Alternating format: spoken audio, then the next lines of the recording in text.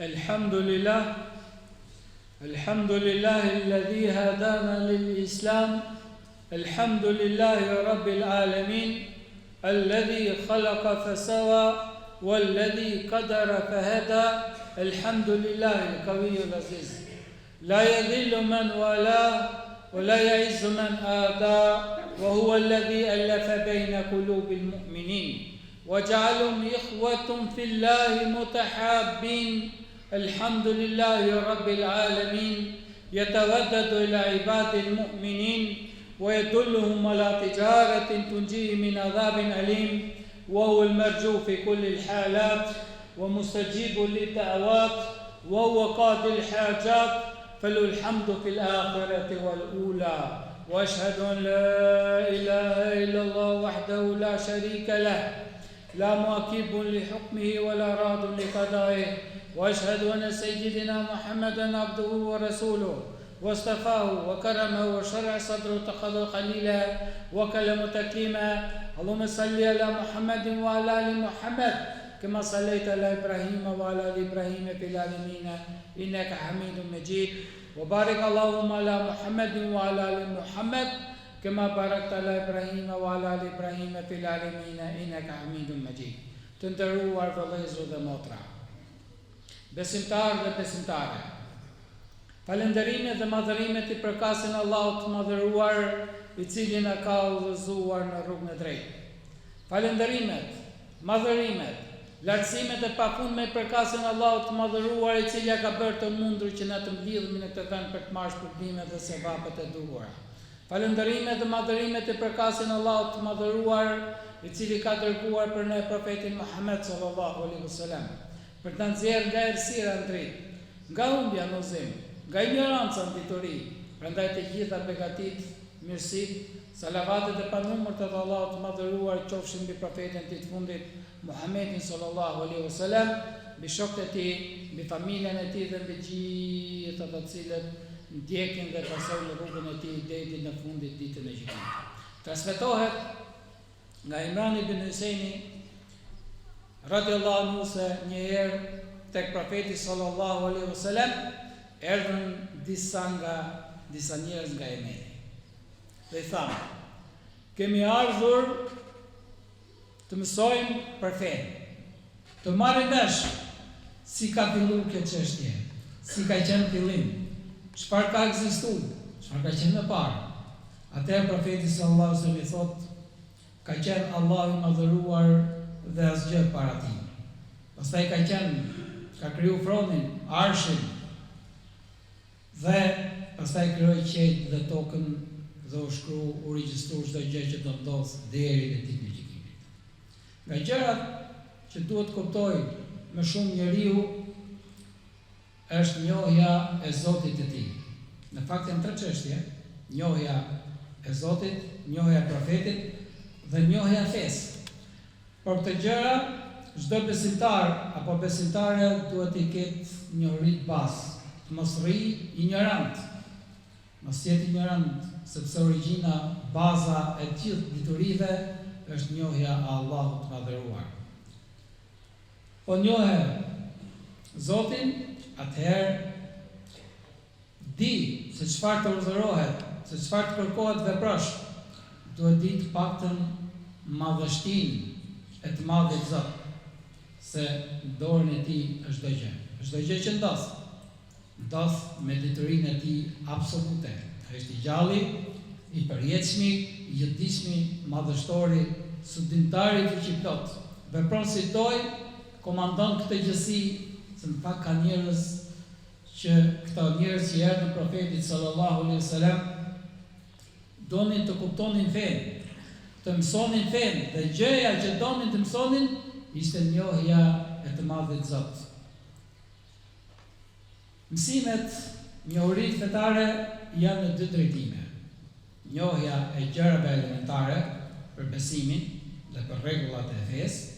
Profeti ka thënë se kujt Allahu i madhëruar e do të mirën, e bën atë që të kuptoj fenë.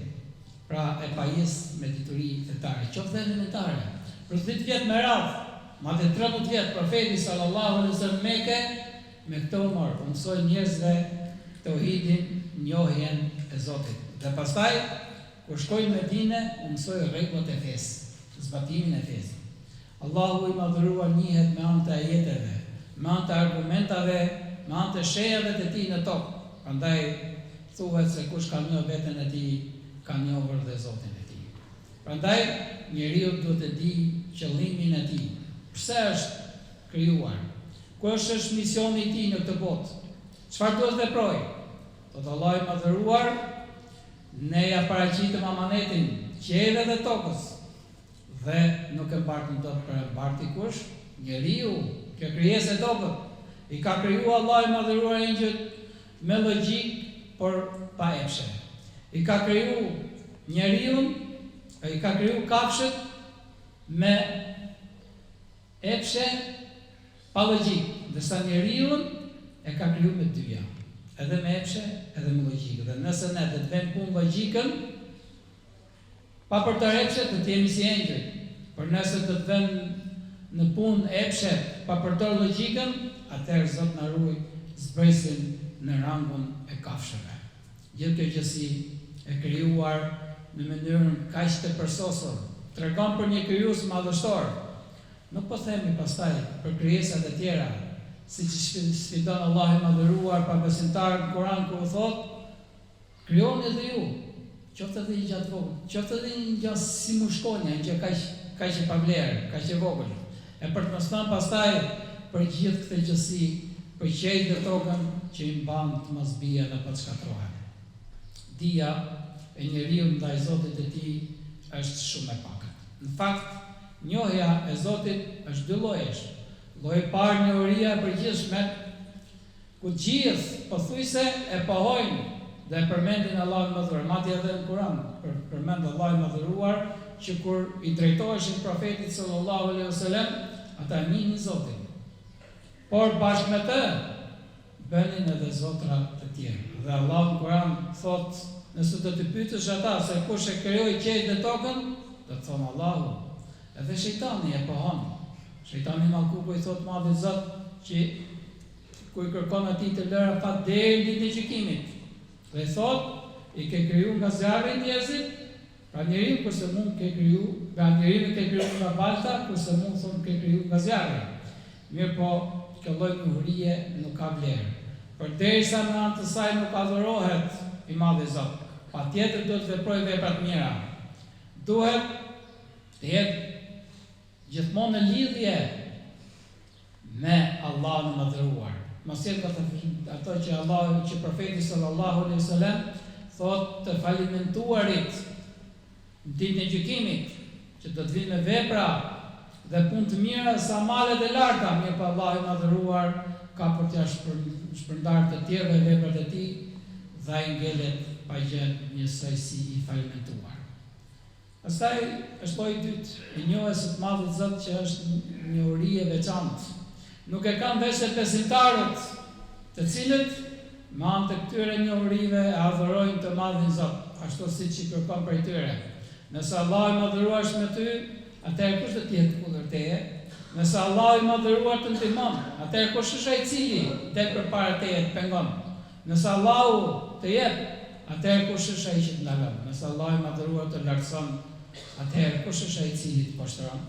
Mirë po, duhet të dimë se si ti drejtohemi të madhit Zot. Njëherë të varfrit e sahabëve në kohën e profetit sallallahu alaihi wasallam shkojnë përpara profetit dhe i paraqisën atij një ankesë. Vallë, për çfarë ankoheshin të varfrit e sahabëve? Ankesë ndaj kujt? Ndaj të pasurve. Po për çfarë ankoheshin? A mos vallë u kishin bërë pa drejtësi? A mos vallë nuk u kishin dhënë të drejta që u takonin? A mos vallë nuk u kishin dhënë sadakan? A mos vallë jetonin në luks me shtëpiat dhe mjetet më të mirë se ata? Ja, kur? Ata nuk kishin fakt këto lloj konceptesh, këto lloj balancas. Ata i drejtohen profetit sallallahu alaihi wasallam duke thënë: "Oj dërguari i Allahut, vëllezërit tan pasanik falen siç falemi ne. Agjërojnë njësoj si ne. Mirë po ata kanë një favor, kanë një përsi ndaj nesh. Ata japin sadaka dhe ne nuk kemi mundësi me dhënë. Atë profeti sa më thot, po dhe ju, jepni sadaka. Po çfarë t'japin thonë? Ne mezi po marrim shpirtin gjallë, ata kanë, i ka begatuar Allah i madhëruar dhe e kanë këtë përsi ndaj nesh.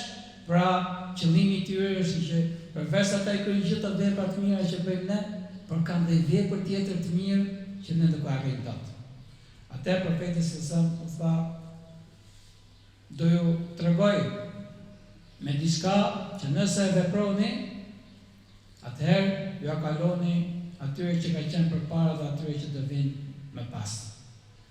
Thot, lavdroni Allahun e madhëruar pas çdo namazit 33 herë. Pra alhamdulillah, lartësojeni Allahun pas namazit 33 herë. Subhanallah. Madhërojeni Allahun e madhëruar 33 herë pas namazit. Allahu Akbar. Thot, që ja kaloni atyre që ka qenë parë dhe atyre që do vinë pas.